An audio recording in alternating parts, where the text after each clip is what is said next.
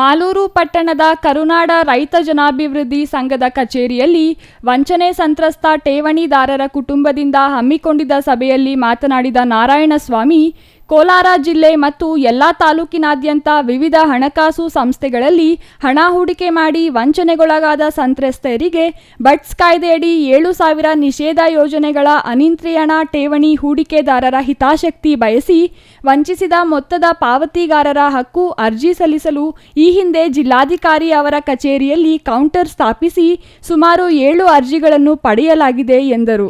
ಅಲ್ಲದೆ ಜಿಲ್ಲೆಯಲ್ಲಿ ಅನೇಕ ಸಂತ್ರಸ್ತರು ಇನ್ನೂ ಅರ್ಜಿ ಸಲ್ಲಿಸಿಲ್ಲ.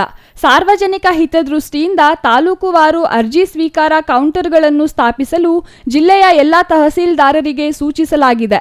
ತಾಲೂಕಿನ ರೈತರು ವಿವಿಧ ಹಣಕಾಸು ಸಂಸ್ಥೆಗಳಿಂದ ವಂಚಿತವಾಗಿದ್ದರೆ ತಾಲೂಕು ಕಾರ್ಯಾಲಯದಲ್ಲಿ ಅರ್ಜಿ ಸಲ್ಲಿಸಲು ಮನವಿ ಮಾಡಿದರು. ವಂಚನೆ ಸಂತ್ರಸ್ತ ಠೇವಣಿದಾರರ ಕುಟುಂಬ ಅಂತ ಹೇಳ್ಬಿಟ್ಟು ಕನ್ನಡದಲ್ಲಿ ಅದನ್ನು ಅನುಕರಣೆ ಮಾಡಿದ್ದಾರೆ. ಇದು ಮತ್ತೆ ಕರುನಾಡ ರೈತ ಜನಾಭಿವೃದ್ಧಿ ಸಂಘದ ಸಮ್ಮಿಶ್ರ ದಲ್ಲಿ ನಾವು ಇವತ್ತು ಒಂದು ಸಭೆ ಕರೆದಿದ್ವಿ.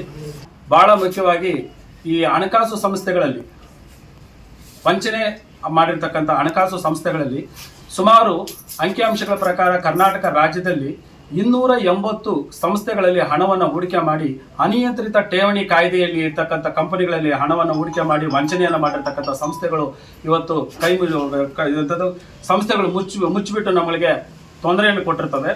ಇನ್ನು ಈ ಸಂದರ್ಭದಲ್ಲಿ ಕರುನಾಡ ರೈತ ಜನಾಭಿವೃದ್ಧಿ ಸಂಘದ ಸಂಸ್ಥಾಪಕ ಅಧ್ಯಕ್ಷ ಎನ್ ಗೋಪಾಲಯ್ಯ, ಮಾಲೂರು ತಾಲೂಕು ಅಧ್ಯಕ್ಷ ಎಂ ಕೃಷ್ಣಪ್ಪ, ಕೋಲಾರ ತಾಲೂಕು ಅಧ್ಯಕ್ಷ S V Jayaram, Srinivaspur PR Naveen Kumar, Bangarpet taluk ಅಧ್ಯಕ್ಷ ವಿಜಯಕುಮಾರ್, ಮುಳಬಾಗಿಲು ತಾಲೂಕು ಅಧ್ಯಕ್ಷ ಎಂ ಸುಬ್ರಮಣಿ, ಎಸ್ಆರ್ ಯಲ್ಲಪ್ಪ ಇನ್ನೂ ಹಲವರು ಹಾಜರಿದ್ದರು. MP Prakash, CTV news, Malur.